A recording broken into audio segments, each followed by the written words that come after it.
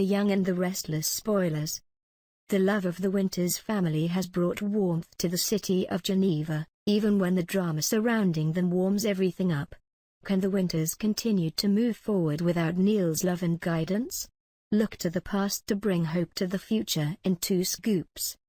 When Neil Winters first appeared in The Young and the Restless in 1991, fans didn't know how life had changed in Geneva.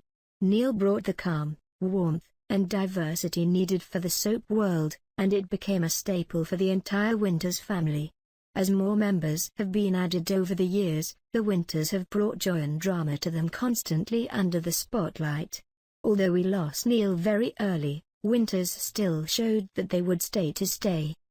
When Malcolm arrived in 1994, the triangle became part of the norm for the Winters, who sometimes despised themselves almost as if they loved each other. The light shone in their rivalry when Malcolm took advantage of Neil's drunken wife, Drusilla, who was hurt by the use of cold medicine, which led to the birth of Lily. However, the situation changed many years later, when Malcolm discovered that Neil was actually Mose's father. Malcolm's son thought it was his by Sophia. Although the brothers repeatedly pressed buttons, they truly fell in love, as Malcolm emphasized in Neil's memorial. Sure, they may be half-siblings, but when it comes to love, respect and even rivalry, there's no half between Neil and Malcolm. Neil Winters is admirably played by Christophe St. John, who started out as a child actor. I remember playing Booker Brown in an episode of Happy Day, when the show was in the process of filming Laverne and Shirley. St. Christophe John remained completely, even at a young age, against the talent of icons like Ron Howard, Henry Winkler, Penny Marshall, and Cindy Williams. I immediately recognized him as Neil in Y&R, when he shone brightly when he became the leader of the family and helped them overcome the challenges and suffering of their lives.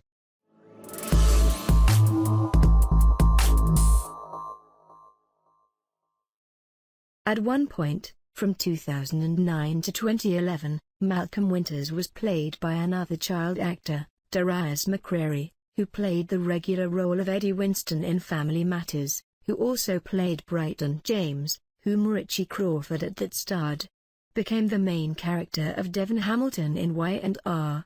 But, of course, fans remember Shemar Moore as Malcolm, because his beautiful appearance caught the attention of all young women when he was on road to become favorite fans.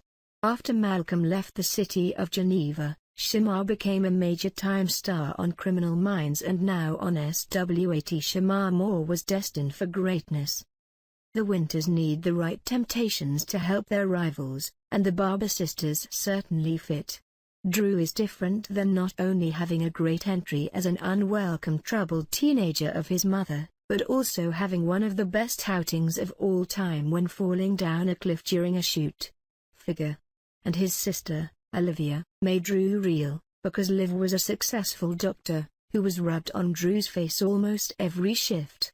Two sisters are the right spice to add to a daring situation between the two brothers, making everything always active and fun.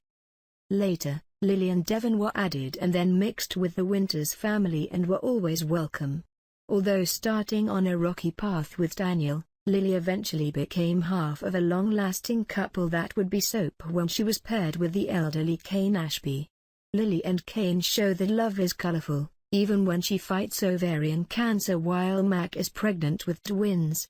When Neil and Drew adopt Devon, Neil will have no way of knowing that he will then fight his own son, and other parts of his body, of a selfish evil whose sole motive is its ruining the winter.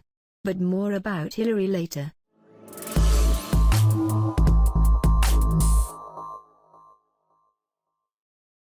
In 1991, Drusilla Barber wished for a smooth, slow dancing man to show off in front of Olivia and Nathan as the man she had pretended to be dating, and it was fate that her wish was granted when she ran into a young, dashing, and charming Neil Winters in the Jarboat Hall. And this magical meeting began the saga of Neil and Drew and the rest of the Winters family. After he showed her a few dance moves, it was obvious that Neil and Drew wouldn't need to pretend to be crazy about each other for long. It didn't matter that Drew had only wanted to use Neil to move on to her sister's man, as she so eloquently put it, because it was destiny that Neil and Drew would be together to forge ahead into soap history. When Malcolm walked into Neil's office in 1994, the look on Neil's face pretty much said it all. Neil was not at all happy to see his long-lost little brother, half-brother. With his devil-may-care attitude, Malcolm thought Neil was rather stuffy, even if Malcolm was impressed by his brother's office. A skeptical Neil listened as Malcolm claimed to be a changed man, who, after graduating high school, got a job as a mechanic. While Neil hoped that Malcolm was just passing through, Malcolm was ready to stick around, and boy, were the fans glad he did. The bickering brothers brought so much angst and entertainment in their rivalry, up until Malcolm pulled up stakes and left town. In 2005, it was the Winters family to the rescue when a lion stared Devon down at the zoo. The ferocious kitty looked at Devon as if he were a tasty snack, so it's no wonder he was shaking in his boots. Devon, not the lion. As he slowly eased down the steps to save Devon from being the beast's dinner, a brave Malcolm did his best impersonation of Mighty Mouse, you know, cats like mice, almost yelling out, "Here I come to save the day," when he became the feline whisperer, although he seemed to be whispering more to Devon than to the lion. Malcolm held his hands out to the lion, as if to entrance him, while Neil grabbed Devon and rushed him up to safety. Hooray! Our heroes. Thus, Devon remained alive to be a member of the Winters family. Such a happy ending. In California, Neil, Nick, and Phyllis all joined forces and searched for runaway teens Lily and Daniel, as the two young lovebirds hung out on the magical beach, trying to build a campfire. And abracadabra, Lily made the fire appear out of thin air. Or in thin air. With a match. Meanwhile, back home, with the apartment feeling empty, Devon decided to search for a job. And Malcolm gave Sharon a shoulder to lean on when he saw that she was missing Cassie. Oh, yes, by 2006, the Winterses had already proven just how important they had become to everyone in Genoa City.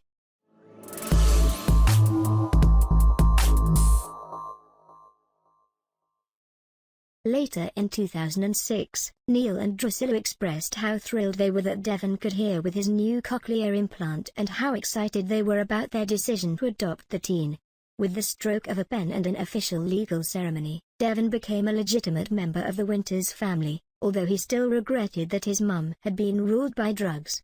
But Neil and Drew glowed as they expressed how proud they were of their son, while Lily was happy to have a brother, just like that. It was certainly time for the Winterses to celebrate their new family of four, and the gifts given to Devon's new parents made the event festive. As Drew's sign humorously stated, "It's a boy."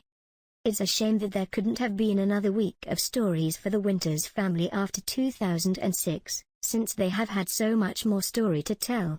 One of the most compelling stories was when Neil and Devon both pursued the sensuous but self-absorbed Hillary, played by Michelle Morgan.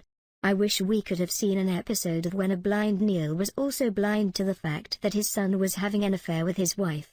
Oh, yes, Devon and Hillary certainly pulled the wool over his eyes, since Neil refused to see what was right in front of his face, even if his eyes were unable to see it, since Hillary's desired house with the white picket fence had exploded in his face.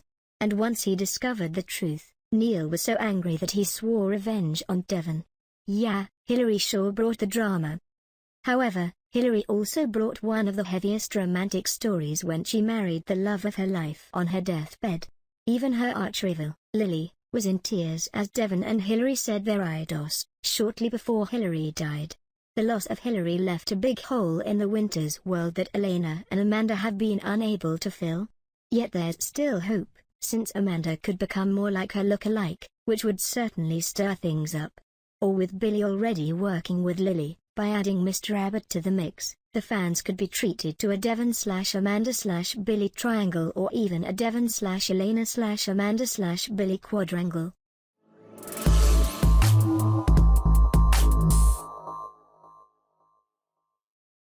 If Jill were to call him the great Victor Newman now, she'd probably choke on the words.